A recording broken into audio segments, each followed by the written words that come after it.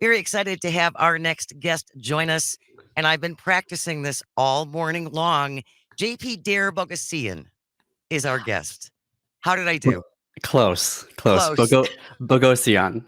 Boghossian. JP Dare Boghossian is our guest, and he has got the podcast called This Queer Book Saved My Life. And your podcast recently won a GLAD Award. Not yet nominated. You're I don't want to nominated. I'm jinx sorry. it. I'm giving you the crown before it's time. But yes, you've been nominated. That's very exciting. Tell us about that. It is. So we are based in the Midwest out of Minneapolis, and the premise of our podcast is that, looking at LGBTQ book bans and all of this anti-LGBTQ legislation, we thought we should look into what do these books actually mean, right? We know that book bans are wrong. We know that, the power of literature, quote unquote.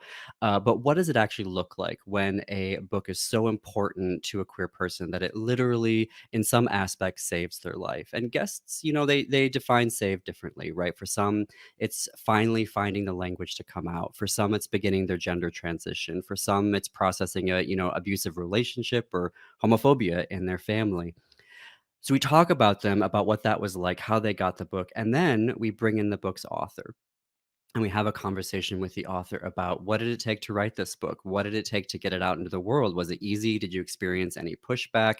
And then how did it change the author? And then what's great for me is I get to sit back, turn my microphone off, and let them talk to each other, which is always pretty magical to watch this, reader of this book talk with the author of the book that saved their life. So we've been going since Pride Month of June of 2022. And we're coming up on our second year anniversary. And then glad happened. I can't imagine how emotional that must be, JP, to see the person who has read this book and then the author of the book Mm. talk about the experience. It must be. I can't even imagine what that's like. It's it's what we don't do any like pre-setup either. So literally when we log in, it's they're seeing them for the first time, they're talking, and you can see they get a little shy. And at some points I have to, maybe coax out some, questions from them because sometimes they're like, "Can I even say anything?" And I'm like, "Yes, they're here. They're here for That's why you. you're. You can talk with them." I'm curious some of the authors' stories and what it took and what they had to go through in order to write their books. And I'm sure that, as you said, the reasoning is probably different for everybody. But what are some of the things that have really stuck out with you since you started? Yeah, so there's an author, Sarah Schulman, and she wrote a book about homophobia in the family and how it functions. And it took her 10 years just to get a publisher to put it out. Like she had the manuscript, and she even had queer folks within the industry, like agents that were like, "You don't want to publish this. Like, it's not, don't, you're going to get a lot of pushback." And so she finally got it out. They didn't support her in it at all. She had to put together her own book tour, which included like going through Canada, and it caught on, and like the internet found it, queer internet. And by the time she got to Western Canada, sold out readings, sold out events. And so suddenly the publisher realized, after the fact, that they had something here, right? That was important that people wanted to talk about. And so they finally got behind the book and publishing it and getting to the audiobook, right?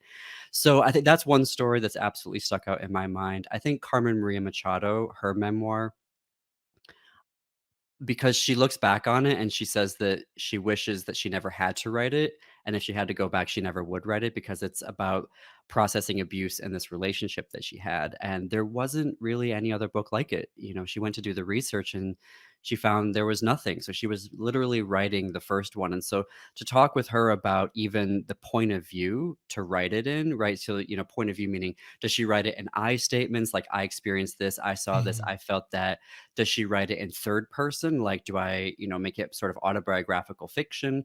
And she settled on the second person point of view, which is you experience this in this moment. This is what you feel, which is a different experience for the reader, right? Because suddenly you're kind of experiencing it yourself. You're sitting with it. You're thinking, oh yeah, how would I respond to this? So it was really interesting to hear her talk about that process, talk about how she had to get it out. She had to write this book because she couldn't do the other stuff she needed to do, right? It was kind of blocking her until she got through that. And so that was another story that sticks out in my mind. If you're just joining us, JP Dare Boghossian is our guest. He has the podcast called This Queer Book Saved My Life, essentially inviting on people to talk about the books that they found that really helped them either acknowledge their own sexuality or come out to their families. And you've just been nominated for a GLAD Award for this podcast. Um, JP, with all of these book bans in many Mm. different forms, and I'm assuming that you read these books that your guests and the authors are on to talk about. Are there things in there that you think are inappropriate for, say, middle schoolers?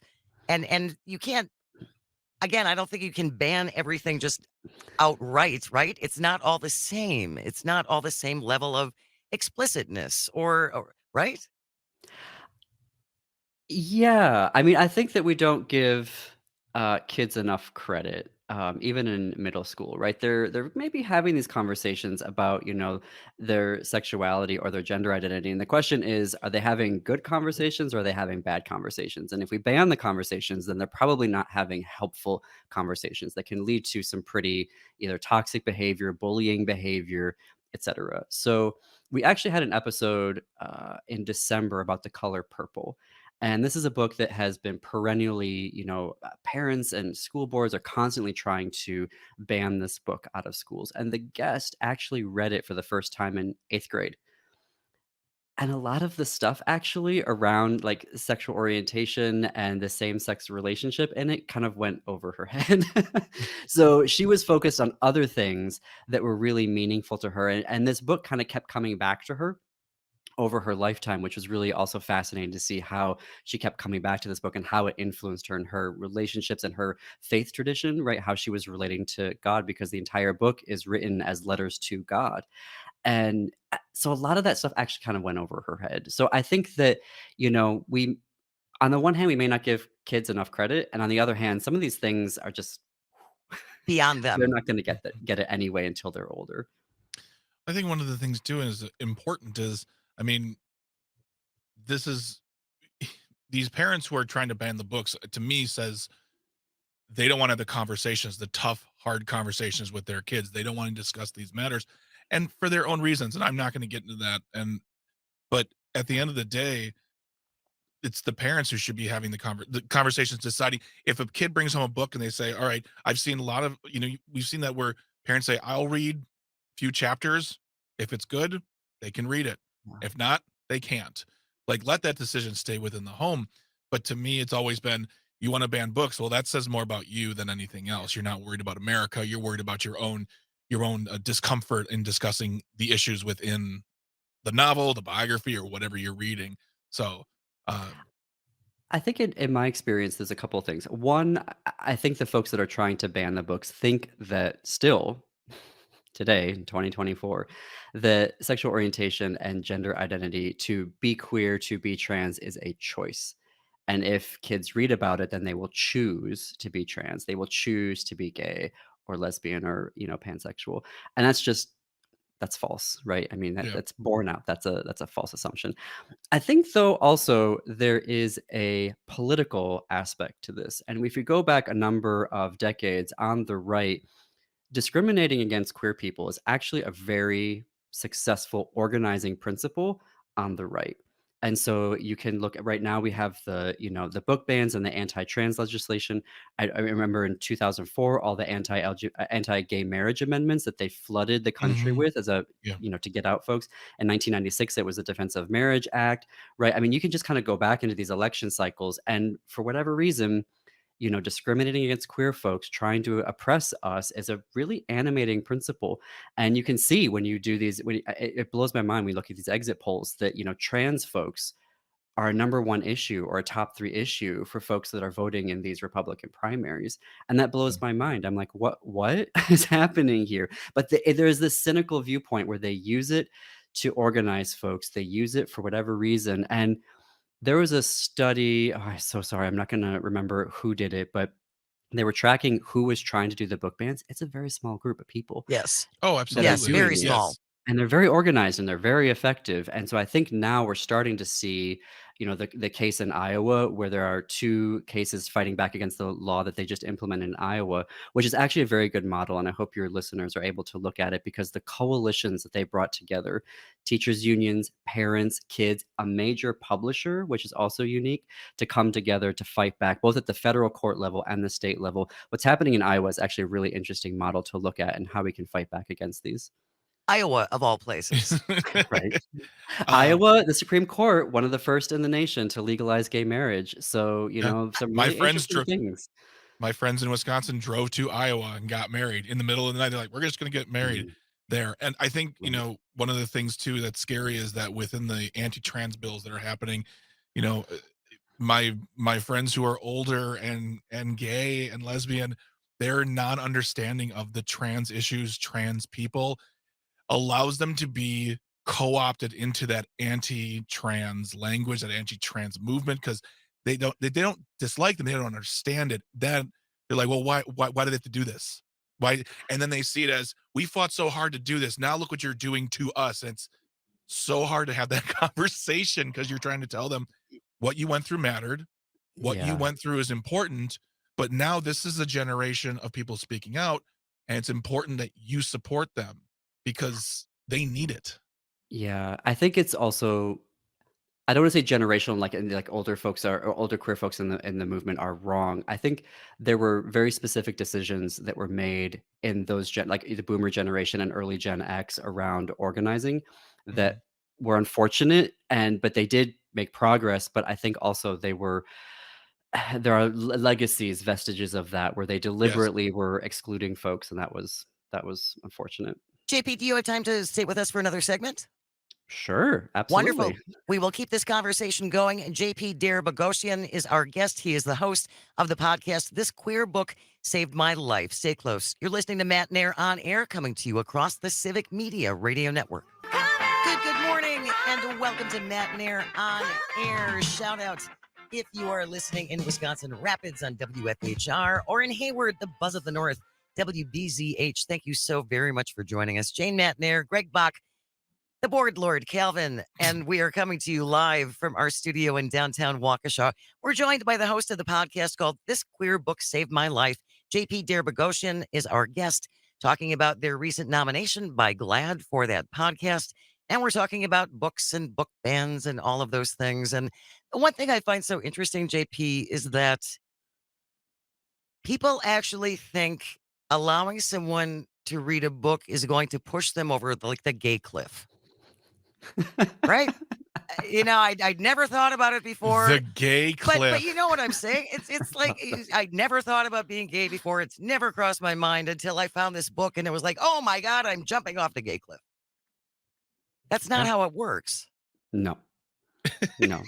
I think what kids are looking for I mean, and when I say kids, well, I mean, yeah, kids. I mean, if I think what they're looking for is conversations. I think they are looking for representation. I think that they're feeling things, they're understanding, coming into their own, and they do want to talk about this. And sometimes a book is a safe way for them to do that. I remember when I was growing up, I wouldn't have brought a queer book into my house, like at all. That would have been At too all. dangerous, right? No, not at all. And he was even worried about going into the public library, like who can trace this? Who will see me? Yeah. And that's Who's gonna very tragic, and I wish I could say that's not happening today, but it is happening today, right? And so I'm glad that there are kids though that can go into their libraries and they can find these books and they can read them. And I think that is important because typically what happens in a book is there's a lot of research that goes into that. There's a lot of thinking. There's many years that go into the writing of that, and it ends up being very nuanced and very considered. And it's really important to read those, and they can then lead, hopefully, to conversations that don't end up leading to suicidal ideation, that don't lead to Mhm. bullying, that don't lead to internalized shame. And shame is a very toxic emotion and what it can do to the body, right? And so I think that having these books, having these conversations is really important.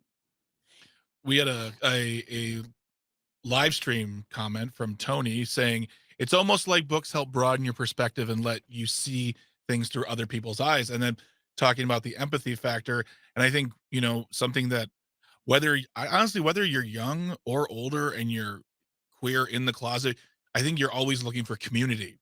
Who Mhm. is like me? Who can I talk Who to? understands? I'm reading this book. Is there anyone else reading this book? Can we talk about this book? Because I have questions. I need to reach out because, whether it's I have questions or I'm hurting, we're always looking for community to connect with. And that's one of the things that's great in the queer community is that you when you have questions, they take you in and they're like, let's talk. Let's do this. Let's make you feel good because you have every right to feel good.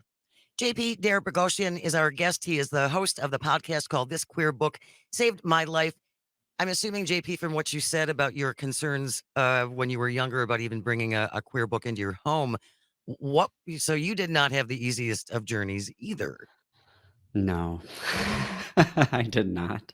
I did not. Lots of therapy to unpack that particular journey. I think and part of that was, I'm Armenian American, so, my dad's side of the family had also a very strong faith tradition, and then, my mom's side of the family, they're genocide survivors of the Armenian genocide, and so that faith tradition, unfortunately, also believes that queerness is a choice, and so when you have a great grandmother who hid under dead bodies in a ditch to survive, and you have a grandparents who lost brothers and sisters, I think for them, there's this added level of, well, how dare you choose to be queer? You need to get married and have more, Armenian kids because look what happened. And I think To our that adds a people. level, Yeah. yeah, it adds another level of, and I came of age, so I'm dealing with that. I came of age, like, hit puberty, right, late '80s, early '90s when AIDS and the pandemic was everywhere, and so I just unfortunately came of age at a very difficult time where I was getting a lot of those messages, and thankfully, it's different on a different level now. I don't think that, AIDS holds the same amount of stigma and HIV hold the Mhm. same amount of stigma that they did back then when the pandemic was just killing so many people Yeah. and there were no drugs and there was no treatment, and I think for the Armenian community as well, we're starting to see those stances soften a lot, and that's really encouraging, right, to see. And I know even in my own organizing work and, around queer issues within the community, we start to see folks go, oh, you can see those light bulbs going Yeah. on, and that's really important.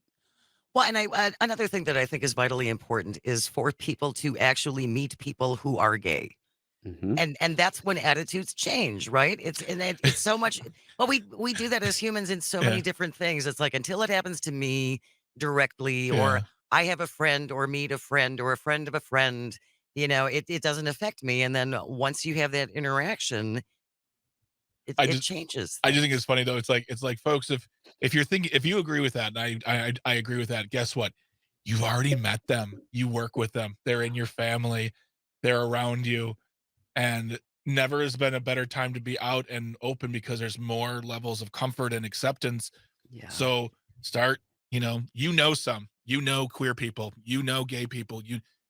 And get to know them. Well, and it's not books Yeah. that are making them gay, Yeah. right? Right. It's It's amazingly it's there's not. no gay cliff, people.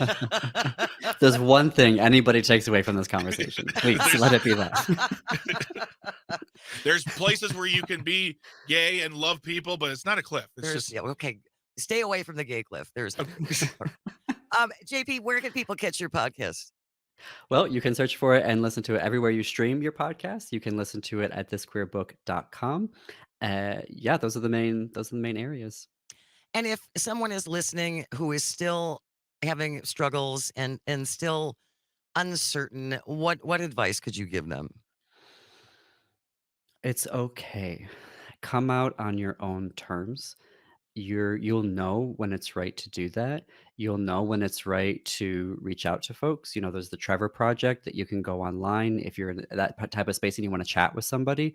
And they even do it in such a way where you can chat and then immediately get off, right? In case someone comes in there. But it's okay wherever you're at. You will come out on your own terms. There are people that are there in your community, whether it's at your school through like a gay straight alliance, through PFLAG, through outside groups. There are folks that are there. They're ready for you. They're waiting. Come on your terms and when you're ready to do so, And you're not alone. Mm. and you're not alone. You're not alone. Listen to it. Check it out. It's called This Queer Book Saved My Life. JP Dare Boghossian has been our guest for this half hour on Matenaer on Air. Thank you so very much, JP. I can't wait to find out, when will you find out if you won the GLAD nomination? Well, they do it in 2 ceremonies. So they do some categories in LA in March and some categories in May in New York. So we don't know where we will be yet. So either in March or in May, we'll find out. All right. Well, Well, let you us let us know. know. Let I us will. know. Best of luck. Stay Thank you. close. News is coming up next when we return. What's a movie everyone else in the world has seen but you?